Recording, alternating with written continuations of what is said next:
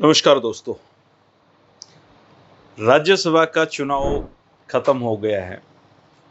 कार्तिकेय शर्मा और कृष्णलाल पंवार दोनों जीत चुके हैं। माखन जी का मक्खन निकाला जा चुका है। अब ये हरियाणा है और हरियाणा में कोई भी चुनाव हो तो उसमें हो हल्ला ना हो तो मज़ा नहीं आता है। और हरियाणा के चुनाव बहुत अलग तरीके से भी होते हैं और सब अपनी अपनी तरीके से उसकी व्याख्या भी करते हैं। अब कोई कह रहा है कि हुड्डा एक घायल शेर की तरह छटपटा रहे हैं। कोई कह रहा है कि कांग्रेस में किरण चौधरी गद्दार हैं। कोई कह रहे हैं कि कुलदीप बिश्नोई तो बहुत खुद भी शायराना हो रहे हैं कि समंदर ने औकात दिखा दी है उनको। तो ये जो राज्यसभा चुनाव है इसका ओवरऑल हरियाणा की राजनीति पे क्या फ़र्क पड़ेगा या नहीं भी पड़ेगा, ये बहुत से तरह के सारे सवाल हम दो कल रात से ही सुन रहे हैं। और आज इस विषय पे चर्चा करने के लिए हमारे साथ बहुत खास मेहमान हैं और अक्सर मैं आपके सामने उनका जिक्र करता हूं क्योंकि पॉलिटिकली मैं खुद उनसे बहुत कुछ सीखता हूं। पॉलिटिक्स ऑफ चौधर के लेखक डॉक्टर सतीश त्यागी जी। डॉक्टर साहब, इतनी लंबी चौड़ी भूमिका की इसलिए जरूरत पड़ी है जी। क्योंकि क्योंकि हरियाणा है ही ऐसा प्रदेश। बहुत जगह पे राज्यसभा में चुनाव हुए हैं, 3 जगह अपने पड़ोस में राजस्थान में चुन के आए हैं, लेकिन हरियाणा का चुनाव अलग कैसे होता है ये? देखिए धर्मेंद्र जी, मैं हरियाणा के बारे में हमेशा एक चीज कहता हूं कि राजनीतिक रूप से भारत जहां सोचना बंद करता है वहाँ कि हरियाणा शुरू अब करता है। कुछ नहीं हो सकता, वहां हरियाणा एक नई स्थिति पैदा करता है और सारे भारत का मार्गदर्शन करता है कि ये भी हो सकता है। उदाहरण के लिए जब दल बदल का कानून बना तो हरियाणा बहुत कुख्यात था दल बदल के लिए। बिल्कुल। आय राम गै राम की हमने शुरुआत हमारी की इसी है। शुरुआत होती थी और हम बदनाम भी थे इस चीज के लिए। तो ये लगता था कि अब हरियाणा में या पूरे भारत में राजनीतिक दल बदल का कोई औचित्य नहीं रह जाएगा। लेकिन हरियाणा ने नए आयाम स्थापित किए फिर से। और मैं एक उदाहरण आपको दूं, राजीव गांधी जब देश के प्रधानमंत्री बने जी। और 400 से ज्यादा सीटें उनको मिली, ये बात है 84-85 की, और 87 में चौधरी देवीलाल ने क्या गोल खिलाया कि राजीव गांधी की पार्टी 5 सीटों पर सिमट गई। हरियाणा में सिमटी थी। तो हरियाणा हमेशा एक नए डायमेंशन पैदा करता है और बड़ा चमत्कारिक परिणाम देता है। जहां तक ये राज्यसभा के चुनाव की बात है, मुझे अभी भी ये लग रहा था कि हरियाणा कुछ विचित्र करेगा। मतलब आराम से ये चुनाव हो जाएगा, ये मतलब मन नहीं जी, मान मुझे रहा था। ये नहीं लग रहा था कि बहुत 31 सीटें कांग्रेस की हैं तो एक सीट उसको मिल जाएगी और एक सीट भाजपा के खाते में जाएगी। ये बहुत सरलीकरण था। हरियाणा को सूट नहीं करता। हरियाणा को सूट नहीं करता और हरियाणा के ऐसा अगर हो जाता तो हरियाणा के नाम पे वो धब्बा था। अच्छा। अब ये देखिए कि तीसरा खिलाड़ी कार्तिकेय शर्मा, मुझे नहीं लगता कि 200, 250, 500 आदमी से ज्यादा हरियाणा की 2.5 करोड़ लोगों में लोग उसका नाम भी जानते होंगे। इस चुनाव से पहले नहीं जानते। ठीक है, विनोद शर्मा पॉलिटिशियन रहे हैं और एक बड़ा नाम है उनका, बड़े उद्योगपति हैं, पैसे वाले हैं। तो जैसे ही कार्तिकेय शर्मा की एंट्री हुई इस चुनाव में, एक बात साफ हो गई कि अब थैलियों के मुंह खुलेंगे, बोरी के मुंह खुलेंगे, पैसे दिए जाएंगे और हॉर्स ट्रेडिंग होके रहेगी, कोई रोक नहीं सकता, हो गया है ना। और सब डाउटफुल हो गए इस प्रोसेस में कि ये भी बिकेगा वो भी बिकेगा, है ना, कौन नहीं बिकेगा। और उसमें केवल यही नहीं कि केवल जो विधायकों की बात थी, पूरी की पूरी पार्टी बिकने की बातें हो रही थी। और जैसे ही ये लगा कि जेजेपी ने दावा किया कि वो हमारे समर्थित हैं, जेजेपी के समर्थन से खड़े हुए हैं, तो अब धारणा ऐसी है, परसेप्शन पे चलती है राजनीति, तो लोगों ने कहा कि भी सौदा हो चुका है, डील हो चुकी है। अभय सिंह चौटाला ने उसको और पुख्ता कर दी उस बात को। उन्होंने अपने ही भाई और भतीजों की पार्टी को कहा कि उनका तो हाथ विनोद शर्मा की जेब में पड़ा हुआ है, खुद भी उनको वोट दे, और वहां से बिना मान लिए तो लोग कुछ करते नहीं। अब आम जनता का इसमें क्या दोष है? ये कवायद तो वहीं शुरू हो गई, है ना।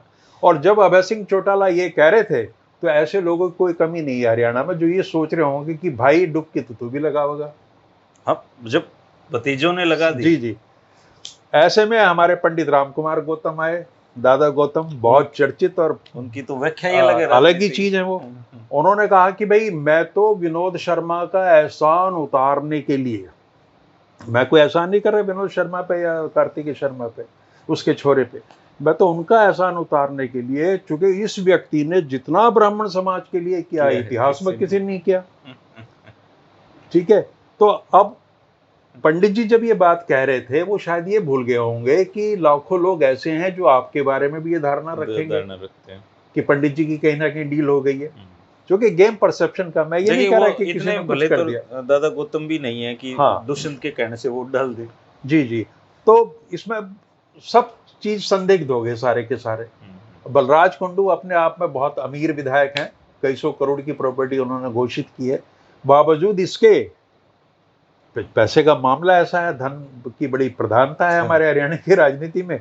उन्होंने भाई लंबा चौड़ा मामला है तो कहीं ना कहीं कोई ना कोई डील हो रही होगी। तो मेरे कहने का आशय है कि जो बहुत अमीर प्रत्याशी हैं, ऐसे विधायक जो अरबोपति हैं, वो तक भी संदेह के घेरे में आ गए कि कहीं ना कहीं इस तरह की चीजें होंगी। तो ये जो पैसे का रोल राज्यसभा के चुनाव में रहा है, हमेशा से रहा है, और अब बहुत ज्यादा हो गया तो इसलिए चर्चा होने लगी है। तो इसकी एक बड़ी भूमिका हरियाणा की राजनीति में होनी थी। और अब जिस तरीके के परिणाम आए हैं, मैं बिल्कुल ये नहीं कह रहा कि इसमें पैसे का लेन देन हुआ है, हॉस्टेलिंग हुई है, अगर हुई है ना हुई है, परिणाम मायने रखता है। आप जनता में अगर 100 लोगों से बात करेंगे तो 95-96 लोग ये बात मानने को कतई तैयार नहीं होंगे कि इसमें पैसे की डील नहीं हुई। अब जहां तक सवाल ये है कि इन चुनावों का क्या असर होने वाला हरियाणा की राजनीति पे, तो फिलहाल राजनीति पे कोई लंबा चौड़ा असर नहीं होता। लेकिन हरियाणा की राजनीति 24/7/365 डेज, 24 घंटे चलती है, चैनलों से भी कभी बंद नहीं लेती। दिल की धड़कन एक बार को रुक सकती है, लेकिन हरियाणा में राजनीति नहीं रुकती। तो अभी से ही हुड्डा मजबूत होंगे या कमजोर होंगे, कुलदीप का क्या भविष्य होगा, किरण चौधरी कहाँ जाएंगी, मनोहर लाल कितने कमजोर हुए या मजबूत हो गए, या और लीडर्स का क्या होगा, जेजीपी का क्या भविष्य होगा। तो यहाँ नेताओं के भविष्य पे जरूर इससे प्रभाव पड़ता है। और पूरे हरियाणा में आप जाके कहीं देख लीजिए, आम आदमी बिंदुओं पे चर्चा करता मिलेगा, उसकी अपनी अपनी अलग राय है। तो इस तरह का वातावरण हरियाणा में हमेशा रहा है। अच्छा सर, एक बात तो तय है कि अगर माकन को भूपेंद्र सिंह हुड्डा जितवा देते, क्योंकि उन्होंने अपने बेटे को भी जिताया पीछे, उससे पहले चंद्रा को भी जिताया था, तो अगर माकन को हुड्डा साहब जिता लेते तो राजनीतिक रूप से स्ट्रॉन्ग तो होते ही, वो कहीं ना कहीं झटका तो लगा ही है उनको भी। देखिए, जो माकन साहब, अजय माकन साहब, अगर वो जीत जाते तो डेफिनेटली हुड्डा साहब का कद अब से और बेहतर स्थिति में होता। और ये कहा जाता है कि भाई उनकी विधायकों पर पकड़ है। लेकिन मेरी सूचना ये है कि जब हाईकमान ने अजय माकन का टिकट कंफर्म किया, भूपेंद्र सिंह हुड्डा चाहते थे गुलाम नबी आजाद चुनाव लड़े और आनंद शर्मा चुनाव लड़े, इनमें से किसी को लड़े। हाँ, तो मेरी ये समझ है कि अगर उन दोनों में से कोई होता तो अतिरिक्त प्रयास हुड्डा साहब करते, ऐसा लगता है। लेकिन अब चूंकि अजय माकन आ गए, तो आप दो तरह की राजनीति देखिए। एक तो दिल्ली दरबार जो है, जिसमें सोनिया जी का दरबार, प्रियंका का दरबार, राहुल का दरबार, फिर G23 का दरबार जी, तो उसमें कितने लोग ऐसे थे जो अजय माकन को खत्म करना चाह रहे थे। और ऐसा नहीं है कि वो लोग हुड्डा साहब के या प्रादेशिक नेताओं के संपर्क में ना हो। तो केंद्र में भी 10 जनपद के जो दरबारी हैं और जो दोनों दरबारों के दरबारी हैं, उन सब में भी एक चल रही थी कि भाई कुछ लोग ऐसे थे जो चाहते थे माकन साहब का हिसाब किताब साफ कर दें, हिसाब किताब हो जाए, बढ़िया रहेगा। अब रही हरियाणा की बात, अगर जिता लेते हुड्डा साहब तो बहुत अच्छा था। लेकिन जो मेरी सूचना है, हुड्डा साहब ने पहले ये कह दिया था कि 2 वोट ऐसे हैं जिनको मैं कुछ नहीं कर सकता, 28 विधायक और मैं खुद 29, और किरण चौधरी और कुलदीप बिश्नोई के विषय में केंद्र अपने आप सोचे, आप तय कीजिए। उन्होंने पहले, हाँ, जो मेरी जानकारी, उनको विश्वास नहीं था, बिल्कुल उन्होंने ये साफ कर दिया था। चूंकि ये दोनों मेरे प्रतिद्वंदी हैं, मुख्यमंत्री बनने की इच्छाएं पालते हैं, और दोनों के अलग अलग गुट हैं और अपनी अपनी राजनीति है। हर राजनीति में हर आदमी अपनी चालें चलता है, ठीक है ना। बैलेंस देखिए, आप कार्यकारी अध्यक्ष जो बने हैं प्रदेश कांग्रेस के, उसमें किरण जी की बेटी हैं, और कुलदीप बिश्नोई की हिस्सेदारी उन्होंने ऑफर दी थी, नहीं हुई, वो अलग बात है। तो दोनों ने ये तो माना कि वो दोनों भूपेंद्र सिंह हुड्डा के घोषित विरोधी हैं, और मतलब केंद्र के नेताओं को, दरबार को ये सोचना पड़ा कि कैसे हम एडजस्टमेंट करें, संतुलन साधें। तो ये जो 2 लोग हैं, डबल के, किरण और कुलदीप, इनके विषय में तो शुरू से ये था कि आइदर वे कुछ हो सकता है। और वो बाद में जाके आपने देखा भी कि जब कुलदीप जी ने अंतरात्मा की बात की तो उस दिन साफ हो गया था, या तो आप पार्टी स्टैंड करेगी कि कांग्रेस का प्रत्याशी है और बड़ी मजबूती के साथ उसको जिताएंगे, लेकिन उनकी भाषा इस तरीके की थी, सबको पता लग गया था वो उसको वोट हाँ नहीं बिल्कुल देंगे। साफ था। और अभी भी जब उन्होंने वोट डाला है तो कहते हैं कि विवेक बंसल को उन्होंने दिखा दिया कि ये रहा, दिखा दिया मैंने, डाला है वोट। हाँ, और आप जो बिगाड़ सकते हैं बिगाड़ सकते हैं, तो वो तो उसके बिना तो मानने ही नहीं होता। और परिणाम आने के बाद जिस अंदाज में उन्होंने वो गालिब बने हैं, और बेटा अब दोनों शायर बन रहे हैं, तो भव्य बिश्नोई भी बड़ी अच्छी शायरी कर रहे हैं और वो भी कर रहे हैं, और फन कुचल दिया वगैरह वगैरह, है ना। तो इससे एक तो चीज ये साफ है कि कुलदीप बिश्नोई ने बहुत पहले ही मन बना लिया था कि अगर मैं ऐसा करूंगा तो जाना पड़ेगा, तो मुझे जाना पड़ेगा, और वो जाने, अब उनके लिए रुकने का कोई अर्थ नहीं है। अब कांग्रेस में थोड़ा सा बदलाव ये आया है, जहां तक मुझे अभी सूचना मिल रही है कि उनको सस्पेंड कर दिया गया। हालांकि कांग्रेस की पॉलिसी कभी रही नहीं। कुलदीप बिश्नोई ने खुद देखा कि लंबे टाइम तक वो 2005 से लेके और जब तक उन्होंने हल्का बनाई थी तब तक वो कांग्रेस में पड़े रहे, और सोनिया गांधी के खिलाफ भी बोलते रहे और सारी चीजें होती रही, लेकिन कांग्रेस ने कभी निकाला, टॉलरेट कर लिया करती थी। हाँ, लेकिन अब कांग्रेस मुझे ये लग रहा है कि इस स्थिति में नहीं है कि वो अनुशासनहीनता को ज्यादा बल देगी। तो कुलदीप बिश्नोई का संभवतः वो भाजपा ज्वाइन कर ही लेंगे। भाजपा को तो एक लीडर की जरूरत भी है उस एरिया में। इसमें सबसे बड़ी बात ये देखिए, भाजपा कैसे बेनिफिशियरी रही। ये प्रदेश में एक धारणा बन रही थी कि ब्राह्मण कौम भाजपा के खिलाफ है। अरविंद शर्मा की बयानबाजी, इधर से रोहतक में पैरावर की जमीन को लेके तो एक माहौल बन रहा था। तो भाजपा को तो ब्राह्मण नेता मिल गया, एक नया नेता कार्तिकेय शर्मा, लेकिन वो क्रेडिट तो जजपा ले रही है ना। जजपा को क्रेडिट भाजपा के रहते कोई नहीं लेने देगा। मैं आपको बता रहा हूं धर्मेंद्र जी, अगर 2024 में भारतीय जनता पार्टी की वापसी होती है और कुछ विधायकों की जरूरत पड़ती है, तो आप ये मान कर चलना उस सरकार में Kartikeya Sharma deputy chief minister होंगे। इस तरह की हरियाणा की राजनीति जिस तरीके से चलती है उसके आधार पर, तो ट्रैक रिकॉर्ड ही है। क्योंकि विनोद शर्मा हुड्डा साहब के पहले टर्म में तो सुपर सीएम कहे जाते थे, 70 साल की उम्र पार कर चुके हैं, ठीक है, और एक पारिवारिक त्रासदी से वो निकले हैं अपने बेटे की वजह से। अब दूसरे बेटे को उन्होंने राजनीति में प्रमोट करना है, साधनों की कोई कमी नहीं है।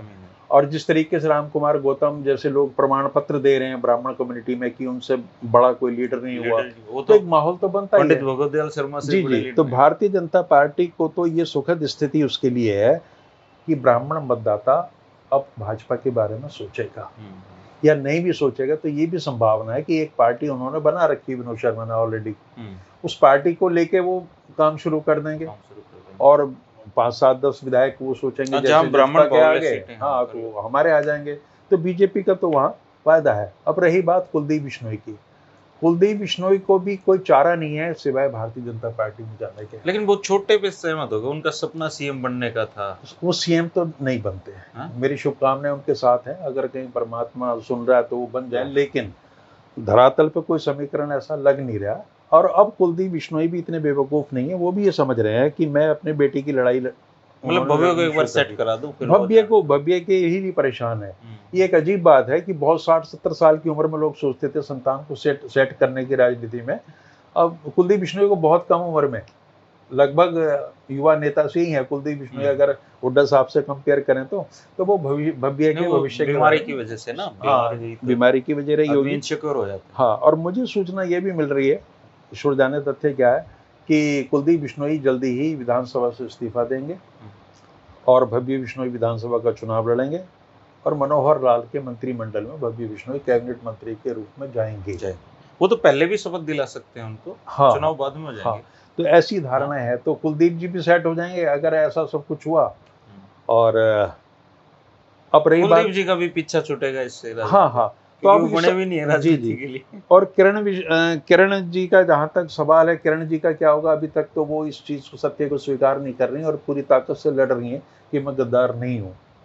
अब हाईकमान उनको किस रूप में लेता है, वो गद्दार वो तो मानता है, सर वोट तो सब जितने भी कांग्रेसी हैं, हाँ, सबने वोट डाला है, विवेक बंसल को दिखाया है जी।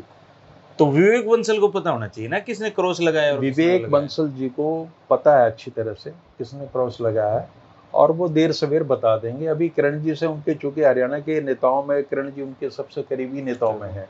आप देखें हुड्डा साहब से भी कोई विवेक बंसल ही तो माखन जी को नहीं निपटाना। विवेक बंसल जी के अच्छे संबंध नहीं थे, हुड्डा साहब से कोई बहुत सौहार्दपूर्ण संबंध नहीं थे, और किरण जी के थे। लेकिन जब हाईकमान चाहेगा तो हो सकता है विवेक बंसल वो सत्य बता दें, और उस स्थिति में ना भी बताएं या किरण जी कांग्रेस में बनी भी रहे तो तब भी किरण कोई बहुत लंबी चुनौती नहीं है, चूंकि किरण 2-3 विधानसभा क्षेत्रों तक ही अपना प्रभाव वो भिवानी है। कुलदीप बिश्नोई के बारे में सबसे बड़ी बात ये थी किरण जी की कि आप जैसे हम पॉलिटिक्स देखते हैं, वो हुड्डा के अगेंस्ट ही छवि बना के हमेशा भिवानी में जीतती आई है। बिल्कुल बिल्कुल। लेकिन अब सर वो बात नहीं रही है। अब हुड्डा ने भिवानी में अपना प्रभाव क्षेत्र बढ़ाया है। तो आने वाले समय में कहीं किरण चौधरी को तोसाम में बड़ी चुनौती ना खड़ी हो जाए। जी जी। और भाजपा को एक और बड़ा है कि भाजपा जब तक कुलदीप कांग्रेस में थे, उनका आधार है या नहीं है गैर जाट में, लेकिन एक परसेप्शन बना हुआ कि भाई विद इन कांग्रेस कुलदीप गैर जाट के नेता हैं। तो अगर वो भाजपा में चले जाएंगे तो भाजपा को तो बड़ी सुखद, भाजपा तो है ही गैर जाटों की पार्टी, कहते ही उसका। तो ये ध्रुवीकरण का जो प्रोसेस चल रहा था उसको थोड़े से नए आयाम मिल गए और वो धरातल पर उतरने लगा। अब इसके एवज में भूपेंद्र सिंह हुड्डा के हाथ में चूंकि पूरे प्रदेश की कमान है कांग्रेस में, और कोई चुनौती विद इन कांग्रेस तो है नहीं उनके सामने इस समय। अगर तो मान लो चुनाव को भी आधार माना जाए तो 28 और 29 तो उसके हैं ही।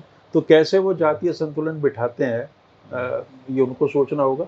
लेकिन भूपेंद्र सिंह हुड्डा जितने वोट मिले हैं कांग्रेस प्रत्याशी को, उतने उनके हिसाब से उन्हीं के मिले हैं। उनके, और जो 2 संदिग्ध थे उनके विषय में सबको पता चल ही गया। तो मुझे नहीं लगता, और हाई कमान देखिए कांग्रेस का हाई कमान अब इतना मजबूत नहीं है कि वो जिसे चाहेगा उठा के फेंक देगा। कुलदीप बिश्नोई की शायद कोई प्रासंगिकता ना रही हो कांग्रेस में, इसलिए उन्होंने सस्पेंड कर दिया। लेकिन भूपेंद्र सिंह हुड्डा के को हटाने की दम नहीं है जी। और अब चूंकि कोई प्रतिद्वंदी रहा नहीं भूपेंद्र सिंह हुड्डा के सामने, कोई भी मजबूत आदमी नहीं रहा। लेकिन कुल मिला के देखा जाए तो सबसे बड़ा जो नुकसान है वो एक तो किरण चौधरी का है। हाँ, अगर हाईकमान इस बात को मान लेता है, हाईकमान के दम पे ही लिया करती थी। सेकंड टर्म में तो इन्होंने उनको मंत्री भी नहीं बनाया, वो 1.5 साल बाद बन के आई थी। बिल्कुल बिल्कुल। तो हाईकमान की अगर राहुल गांधी की नजरों में वो संदिग्ध होगी तो सबसे बड़ा नुकसान उनका है कांग्रेस में। और एक चीज भी तय होगी सर की चाचा भतीजों का मिलन हो गया है। हाँ, एक बिंदु पे तो लग ही रहा है ना कि कम से कम एक राय पे तो साथ आ ही गए। ये चाचा वोट डाल रहा है, भतीजों ने भी वोट डाला है। और धर्मेंद्र जी एक बड़ा इंटरेस्टिंग पहलू ये है जिसे हम मिस कर रहे हैं कि जब अभय सिंह चौटाला बात कर रहे हैं कि मैं कार्तिकेय को वोट दूंगा, और वजह उन्होंने ये बताई कि उसने जेल में रहते हुए ओम प्रकाश चौटाला जी की पुत्रवत सेवा की। हाँ, अब सवाल ये उठता है कि जेल में ये कैसे संभव हुआ। नहीं, मैं तो इस बात पे भी नहीं मानता हूँ सर कि विनोद शर्मा के बेटे मनु शर्मा ने चौटाला साहब के पांव दबाए। मतलब जेल में, चाहे वो जेल में रहे कहीं रहे, मुझे नहीं लगता इस कदर कोई सेवा कर सकता है। हाँ, तो इस पॉइंट पे भी लोगों में चर्चा है कि भाई ऐसा कैसे हुआ। जेल में आपको मैनुअल के अकॉर्डिंग अगर आप अपनी कार्य खुद करने की स्थिति में नहीं है तो एक अटेंडेंट मिलता है। वो मिला हुआ था उनको, तो वो मिला हुआ था, तो या तो मनु शर्मा उस हैसियत में हो, अटेंडेंट के रूप में हो, है ना। हाँ, तो कई बार कहते हैं ना कि आप जब आप कुछ कह रहे होते हैं तो उसके एक रिएक्शन कहीं और तरह की भी होती है। तो ये माहौल तो बन चुका है, इस तरह की स्थितियां पैदा हो गई। कुल मिला के अभय चौटाला का भी तो ओवरऑल नुकसान सा ही है इसमें, और क्या उसमें क्या बिल्कुल नुकसान है। अब जो मेरी समझ ये है कि अगर हरियाणा की राजनीति 2024 के चुनाव में, जिसकी प्रक्रिया बहुत सालों से शुरू है, पूरी तरह से अगर जाट गैर जाट पर ध्रुवीकृत हो जाती है तो उस स्थिति में बिल्कुल साफ है कि इस समय एक जाट वर्ग का नेतृत्व कौन कर रहा है। भूपेंद्र सिंह हुड्डा कर रहे हैं, इसमें तो कोई दो राय है नहीं। क्योंकि मनोहर लाल खट्टर ने भाजपा में जितने जाट नेता हैं जी, सब उनका, और जितना आप नॉन जाट को पोलराइज्ड करेंगे और ज्यादा, उतनी ही जाट कम्युनिटी पोलराइज्ड होगी।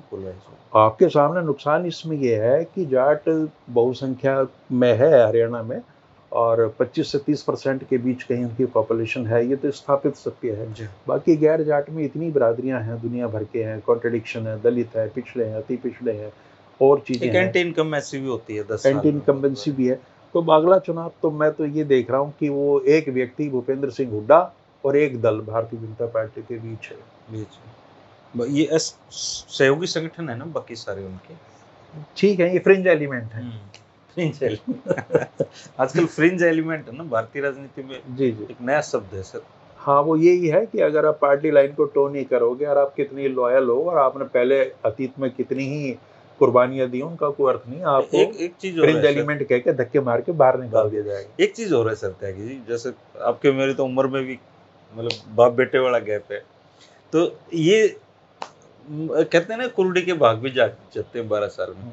देखो विनोद शर्मा के बेटे के भाग तो जाग ही गए कम से कम। बिल्कुल, ये राजनीति में आपको बहुत मजेदार बात होता हूँ, चौधरी रणवीर सिंह, भूपेंद्र सिंह हुड्डा के पिता, बहुत बड़े स्वतंत्रता सेनानी थे और कॉन्स्टिट्यूएंट असेंबली में रहे और सारी पहली दूसरी विधान लोकसभा में रहे और सारी चीजें थी।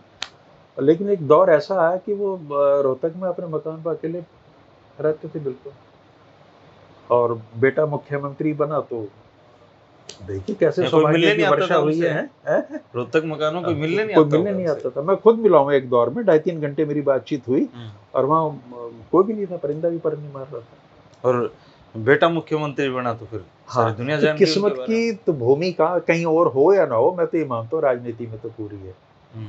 और मनोहर लाल जी को मुख्यमंत्री सुन के हंसी आती है। अब आपकी मुलाकात हुई जब वो यहाँ पे साइकिल पे चलते थे उस दौर में? मनोहर लाल जी से मेरा कभी कोई परिचय नहीं रहा। हाँ, जब वो लोकसभा के प्रभारी बने थे 2014 के चुनाव में, 5-6 महीने पहले उनको प्रभारी बना दिया था, तब मुझे ये खटका हो गया था, अंदेशा हो गया था कि ये आदमी कुछ ना कुछ तो किसी योजना के तहत यहाँ लिख रखे है, राजी हो गए। तो किस्मत की बहुत बड़ी भूमिका है। चौधरी रणजीत सिंह कितनी बार आ रहे हैं? वही तो इस दौर में तो मेरे ख्याल से कोई कुरली शेष रहेगी जिसके भाग्य नहीं बचेंगे जागृत होने से, ये ना। अब कुलदीप के भी हो जाए क्या पता। हाँ, कभी भी कुछ भी हो सकता है, कुछ भी संभव है राजनीति में। जब तक आदमी शरीर इस भूलोक पर जिंदा है, सदेह है, तब तक ये संभावना है उसकी, कुछ भी हो सकता है। अच्छा, अब तो जैसे हुड्डा साहब को काफी आपने उनकी राजनीति बहुत बारीकी से देखा है जी, अभी उनके दिमाग में क्या चल रहा होगा? उनके दिमाग में देखिए चीजें उनके अनुकूल चल रही हैं। अगर ये माकन जीत जाते, फिलहाल की बात बता रहा हूँ मैं, तो बहुत अच्छा रहता। लेकिन चलो नहीं भी जीते तो मुझे नहीं लगता कि वो बहुत ज्यादा लेके इस बात को परेशान है या कोई गिल्ट है कि मैं नहीं करा पाया, क्योंकि जिनकी वजह से हारे वो ऑलमोस्ट क्लियर हो गई सिचुएशन और ये हाईकमान को भी पता था। तो भूपेंद्र सिंह हुड्डा तो वही है, उनको भी अपने पुत्र को सेट करना है। अब हरियाणा की राजनीति उस दौर में आ गई है कि पहली वाली पीढ़ी को अपने बच्चे सेट करने हैं, दूसरी पीढ़ी में सत्ता हस्तांतरण। ये बच्चों की सेटिंग का पीरियड है हरियाणा की राजनीति में। किरण चौधरी श्रुति को कर रही हैं, कुलदीप भव्य को कर रहे हैं, भूपेंद्र हुड्डा अपने दीपेंद्र को कर रहे हैं, विनोद शर्मा ने कार्तिक को कर दिया है। बिल्कुल, उधर करण अर्जुन है, मनोहर लाल खट्टर किसको कर रहे हैं? मनोहर लाल खट्टर क्या वो ऐसी स्थिति है कि वो किसी को कर नहीं सकते, बट उधर करण अर्जुन है, उधर दिग्विजय दुष्यंत सेट हो ही चुके हैं। ये इसको दुर्भाग्य कह लो या हमारी राजनीति की विशेषता कह लो, हरियाणा की हो तो रहा है। तो ये ऐसा दौर कभी आ सकता है हरियाणा राजनीति में सर? ये सारे युवराज और सारे राजा महाराजाओं छोड़ो, आम घरों के बच्चे कभी जीतेंगे इससे? यहाँ पे अभी भी जीतते हैं, लेकिन उनकी हैसियत क्या होती है भाई? 90 में से आप 20-25 तो हो ही जाते हैं परिवार से और 65 के आसपास लोग बाहर से आते हैं। उनकी हैसियत क्या है? इन्हीं के नारे लगाते हैं। उदय भान जी प्रदेश अध्यक्ष बने कांग्रेस के, कोई छोटी पोस्ट है? वो उस कांग्रेस के मुखिया है जिसमें हुड्डा साहब हैं, किरण चौधरी हैं, या जो बड़े तुरंत खाएंगे सारे। लेकिन उदय भान अपने भाषण में हुड्डा साहब को परम आदरणीय कहते हैं और सोनिया जी को आदरणीय कहते हैं। उनको पता है, सबको पता है कि बनवाए उनने। हाँ, तो यह है विडंबना है, लेकिन है और ये चलेगी लंबी। और मजे की बात यह है कि जो लोग विधायक बने हैं 3 टर्म के, 5 टर्म के, 6 टर्म के, वो भी अपने बच्चों को सेट कर रहे हैं। हाँ, कैप्टन अजय यादव ने किया अपने बेटे चिरंजीवी। तो जिनके भी बच्चे इंद्रजीत जी आरती को कर रहे हैं, जी जो लायक बच्चे रहे हैं उनकी सबके भविष्य वो राजनीति में टटोले जा रहे हैं। ये इस फेज में हरियाणा की राजनीति आ गई और मुझे लगता है पूरे भारत में ये दौर और नेताओं के लिए नहीं चल रहा। सबसे ज्यादा मतलब हरियाणा में है, सबसे ज्यादा हरियाणा में है कि पुत्रों के लिए। और हमारे जो आम घरों के बच्चे हैं उनको ये लगता है वो दल से नहीं जुड़ते कभी भी, वो व्यक्ति से जुड़ते हैं। अगर आज किसी ने कांग्रेस ज्वाइन करनी है तो वो कांग्रेस पार्टी से उसे कोई लेना देना नहीं है, तो वो कहेगा कि मैं हुड्डा साहब से जुड़ूं या अमुक लीडर से जुड़ूं, रणदीप से जुड़ूं, किससे जुड़ूं। पार्टी कोई मतलब नहीं, पार्टी को यहाँ विचारधारा का कभी हरियाणा की राजनीति में कोई महत्व ही नहीं रहा। और जो बड़ी लंबी चौड़ी बातें करते हैं कि हमारी ये किसान समर्थक विचारधारा और ये विचारधारा, ये सब लफाजी है, कोई तथ्य यहाँ तो सर राजनीतिक बयानबाजियों को अगर गौर से देखने समझने लग जाएं तो पता चलता है कि यहाँ पे उसका कोई मतलब नहीं है। मतलब आप किसी के खिलाफ प्रचार करो, आप उसी साथ मिलकर बैठ के राज चलाओ आराम से। धर्मेंद्र जी, दो मुख्य बातें हैं जो हर एक राजनेता कहेगा आपको, ये स्थापित सत्य है। वो ये कहते हैं कि राजनीति में कोई स्थायी शत्रु नहीं, स्थायी मित्र नहीं। हाँ। नंबर 2, राजनीति में कुछ भी संभव है, ये संभावनाओं का खेल है। तो जब दो चीजें इतनी बड़ी स्थापित हो गई और इस पर किसी को ताज्जुब नहीं है, तो ये तो इतना बड़ा स्पेस है कि आप कुछ भी करो। और फिर राज्यसभा चुनाव, इस बात का कोई अर्थ नहीं कि अमुक नेता ने उस जमाने में ये कहा था इसके बारे में, या साहब इसने उसको धोखा दे दिया। क्या धोखा दे दिया?